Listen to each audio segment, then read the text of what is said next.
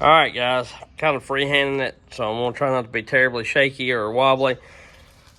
But here's my tractor, my Kioti DK 5010, and talk to you a little bit about it and some of the issues I was having and everything like that. It's been a great tractor. I've worked it really hard.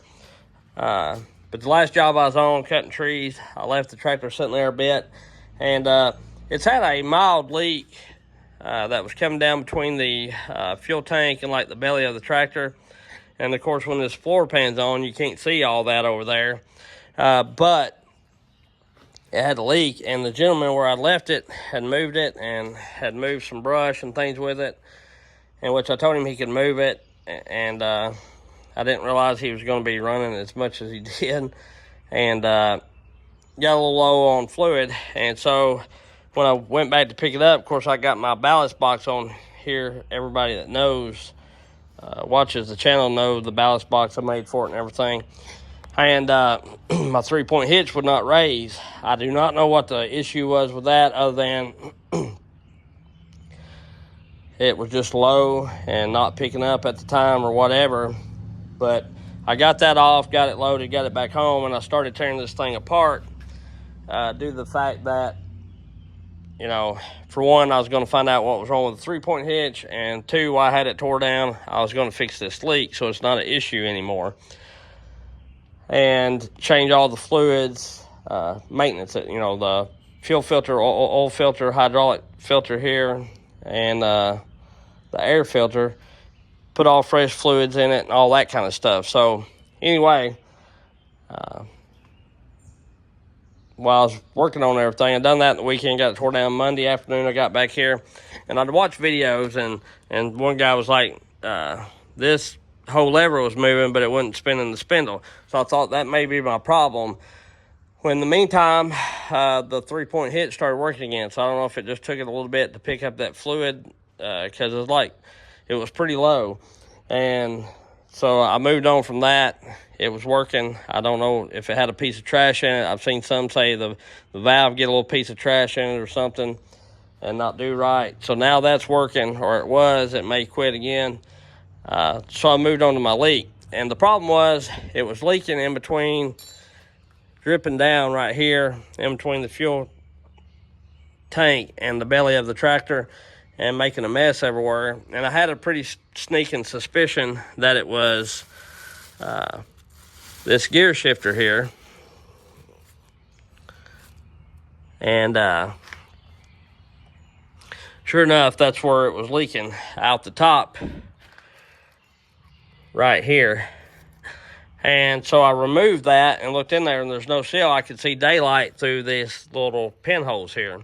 So I took it over to the Kioti dealer, the one that's nearest to me, and they looked up the parts diagram, the service manual on the computer, and they said that it didn't show a seal. And if that's the case, but she was going to call an engineer at Kioti or call somebody from Kioti and see if it had a seal. If that's the case, then they rely on nothing but the boot to keep the fluid in, which this don't leak when the boot's up like that, because I've started it. But that one does. It did have this clamp on it, which is painted the same color as the belly of the tractor, so I'm going to say that was on it from factory. But there was not a clamp on top. And like I told him, and like he said, the gentleman at the parts counter or whatever, he's like, that's a bad design if they rely on that boot only to keep fluid from coming out. I think there's a seal. They're going to check it out for me. But regardless, when I get it back, and they've got this, there's not a gasket here or a seal. They've just got like a RTV sealant there, and that sticks that pretty good to that. So it takes a little bit of pecking and all that kind of deal to get it out. It's kind of tight. I was worried I was going to break it.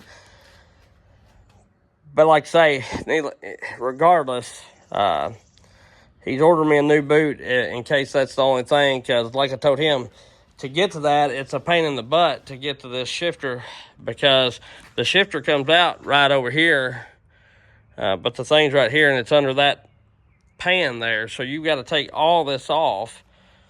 I didn't have to take the wheels and tires off, but it was just easier to get the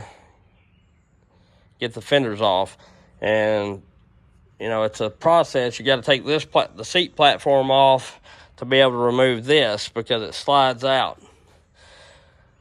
Anyhow, it's a chore. The fenders bolt to the side of this, and this sits on top of that, so it's kind of a deal there. But regardless, when I get that back, seal or no seal, I'm going to try to put a good boot on it. And then I'm going to put my Durco sealant around these boots and clamp them, and Durco the top of them and clamp them as well.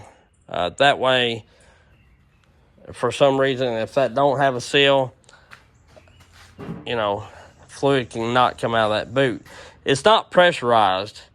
It's not like it's spraying out. It just rolls out as the tractor's turning, or the gears are turning, or whatever. It just barely bubbles out, which is not a terrible leak. And the leak gradually got worse, you know, if you're sitting on a hillside or something like that, because then the fluid is more this way, and then you drip.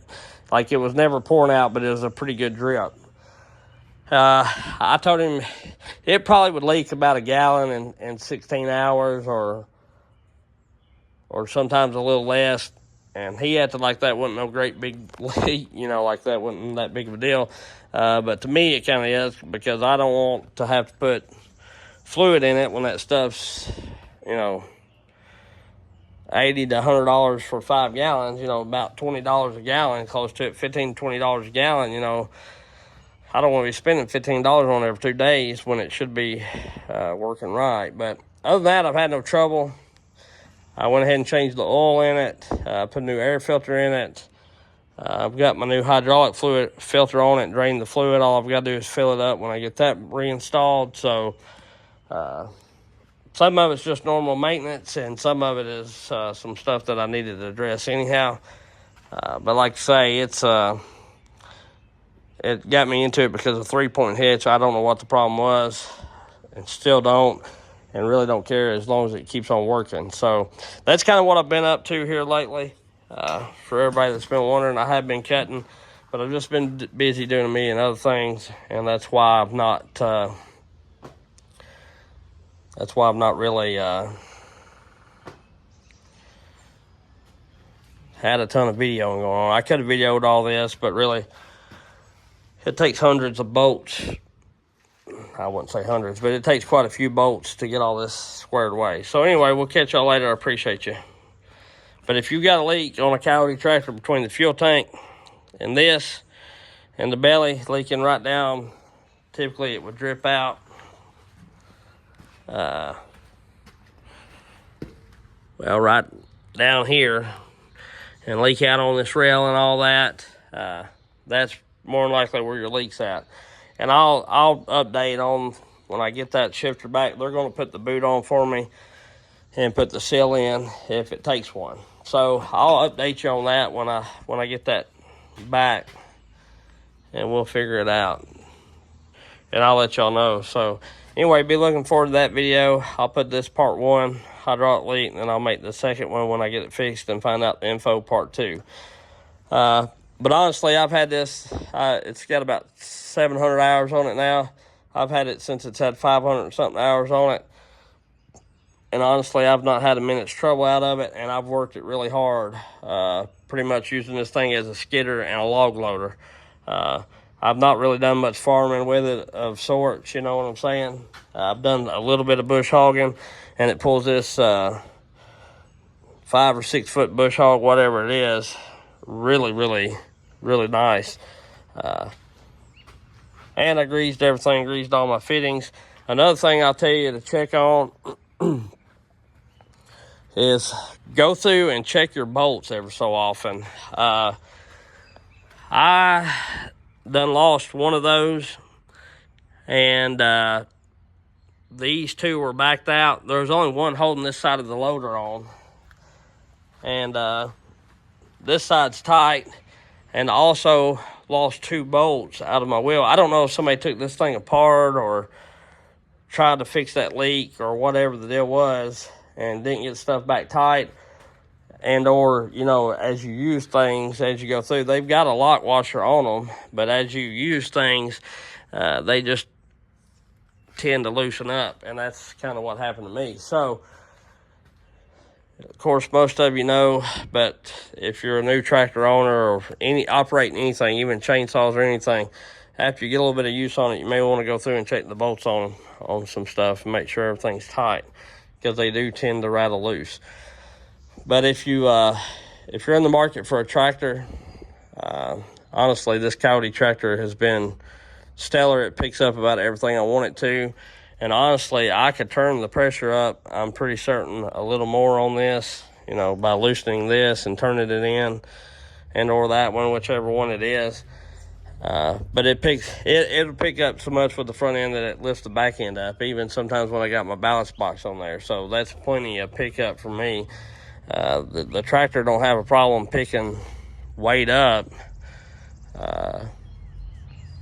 The problem is the weight in the back, you know. So, which one tire is fluid filled, got ballast in it, and one tire does not. I guess they had a leak in it, and that makes a world of difference, because that one's the one with the ballast in it. And that thing probably weighs 6 times what that one weighs. I can barely move that one. I can move that one pretty well. So, anyway, just thought I'd you know, and when you're not using them, put your parking brake on, and they might put these here for a reason. Keep your clutch pushed in. That keeps them from corroding and sticking together, so I've heard, and there's a reason for that. Anyway, that's just a few things to check. And even if you don't get a new filter, I'll show you the filter that come out of this tractor. And that's my bad for letting it go as long as I did. But this thing is just terribly dusty. And dust is a turbo's worst nightmare. And I don't know if these have turbos on them. I'm sure they do. Maybe they don't. But, you know, dust is a diesel's worst nightmare. And it looks like it's got a little small turbo. Not right there, but in behind that, if I can get you to it. Like right here in that area. So that's a turbo's worst nightmare is dust. That's why on diesels, you know, people sometimes claim that those K&N filters and everything's not the best for them. So anyway, but the old tractor's done me good, you know. Hell, I've bent the forks on it, pushing and pulling trees, and you know, crap, I like it. And honestly, I'd buy one of these over a New Holland or a Deere or a Kubota. To me, you're only paying for the name. These are made by Daedong in Korea, South Korea, North Korea. I don't know, South Korea, I guess. But anyway, good tractor. And I like it because you don't have to put the DEF fluid in it. It does have a regen, but long as you keep it above $2,000, it'll still let you run it while it's regenning or whatever. And, you know, so on and so forth. And that may not be a turbo. I may be wrong about that. I don't know. Anyhow, we'll catch y'all later. I've been wrong before, and I'm sure if I am, somebody will get in the comments and tell me. So we'll catch y'all later. Have a good one. Appreciate you.